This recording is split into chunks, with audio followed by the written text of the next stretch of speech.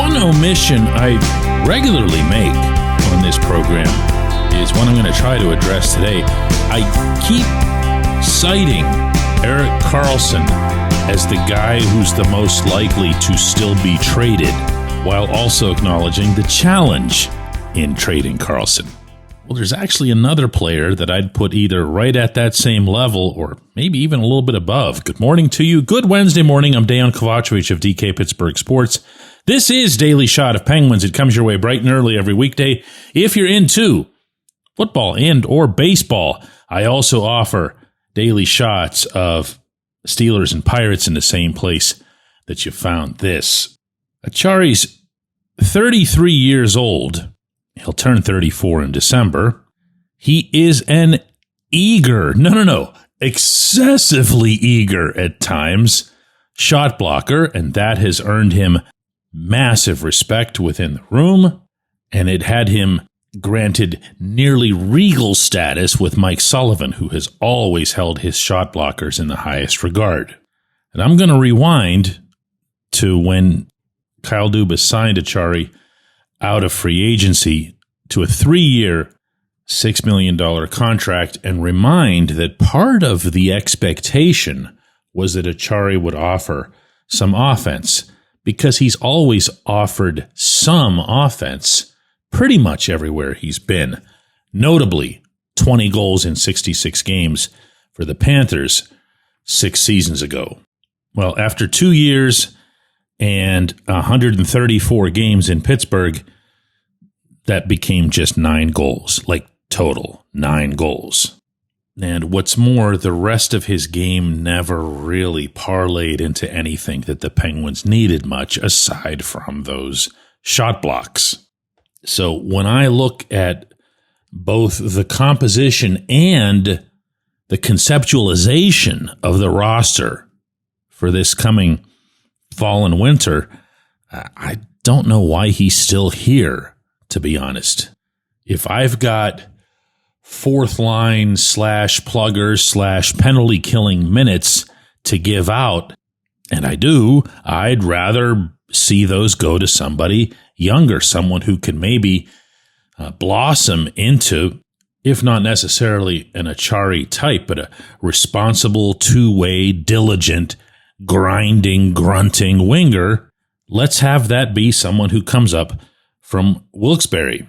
I'll remind that the last time the Penguins had anything remotely resembling an infusion of youth, and I'm talking about 2016 and 2017, it wasn't just that Brian Rust and Connor Sherry and eventually Jake Gensel came up and helped produce points. They also had Tom Kuhnhackl come along and play a real role defensively and shorthanded specifically. So not that Achari's making some kind of mint here. He's going to be a $2 million cap hit again this season wherever he plays. But if I've got $2 million to spend on top of $13 million in projected cap space, according to Puckpedia, now I'm looking at $15 million. And no, I wouldn't be putting a blessed penny of that into a fourth line shot blocker. In fact, if you want to know the truth, I'd put all of it into left-handed defense of some form or other. And candidly here, I'm a little confused that it's gotten to this. Because when you look at the volume of players that are available for the defense, and then you look at their respective salaries, it's almost as if that's not being taken seriously. Now, Connor Clifton arrived in a trade. He's going to get 3.3. Matt Dumba arrived in a trade. He's going to get 3.75. Both of those guys are right-handed. On the left side, Ryan Graves will continue to collect his $4.5 million. After that, there isn't another player over $1 million.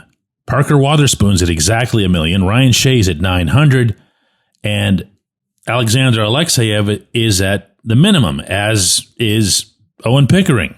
Not that you're required to spend X amount of dollars at a given position, but I mean, come on. So whatever the argument would be against fortifying the left side of the defense, it can't be, a lack of money. You move Achari and you're at now $15 million that you have to spend. You can't carry it over to the following season. And if you're Fenway Sports Group, when you're even talking to Mario Lemieux and Ron Burkle about possibly selling, you can't be damaging the product on your way out the door. Now, if you're wondering who's still out there, meaning open market, among lefties, I'm going to tell you that the most attractive options are both guys who played here, and that's Brian Dumoulin and Matt Grzelcyk. If you want to throw TJ Brody into that pile, you can do that too. None of this is super exciting. That's why I'm referencing trades first and foremost, because you have the cap space and obviously you have some resources. You don't have to hoard every single draft pick that you got, especially when you've got about $1.1 million. Move Achari, clear additional cap space, fortify that left side on the blue line. When we come back, J1Q.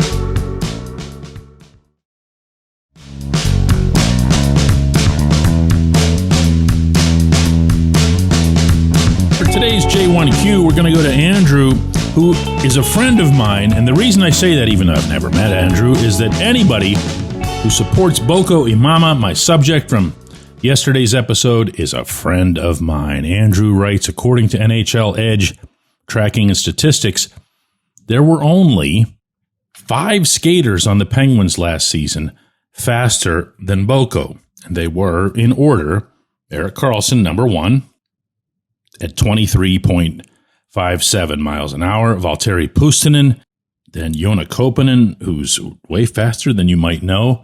Then Brian Rust, who, by the way, actually is the fastest skater on the team. Then Sid, and then Imama at 22.53.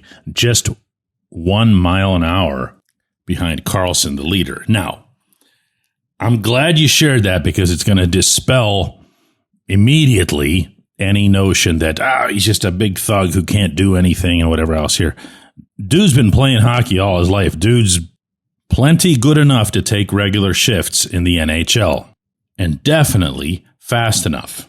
But to this NHL Edge stuff, whenever these get listed, what they're looking for are peak acceleration periods over the course of a game. So they're bursts. They're straight line bursts. And they're actually even called that by the people who compile them. So generally speaking, and now I'm attributing back to NHL Edge, they rate the league's players in general on how consistently they produce those speed bursts and the top speeds. Nathan MacKinnon, for example, leads the league, did this past season in bursts of 20 plus miles an hour. He does it all the time. Whereas nobody ever achieves a higher actual speed than you can guess Connor McDavid, who peaks out at 24.82 miles an hour. I know that's nuts, but it's also true. Now, I could read off to you here a whole list of Rust's metrics, and I would do that because I have been told by hockey people, professionals, evaluators, scouts, that Rust is the fastest player on the Penguins. And depending on the metric that you choose, you can either prove that emphatically or debunk it just as emphatically. But I'll instead defer to the athletes. The guys who are on the ice, they never have to guess at this. They're out there living it. They're out there with their teammates. They're skating against them in practices. They're skating alongside them, going for the same puck. They know who's churning and who's dragging. And I'm here to tell you that the name that they mention to me most often, and this goes double for players who spend any amount of time in Wilkes-Barre, is Koppanen. Yeah, he's 6'5", 215 pounds, so he's got that extra, I guess you could call it a cheat code, in that he's going to have longer strides because he's got longer legs.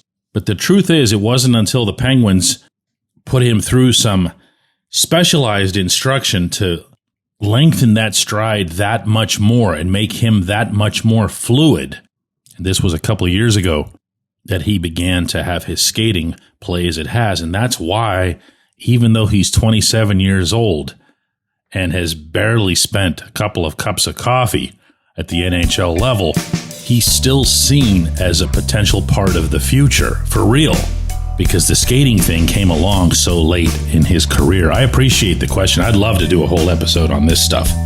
I appreciate everyone who listens to Daily Shot of Penguins, and we'll be back with another one of these tomorrow.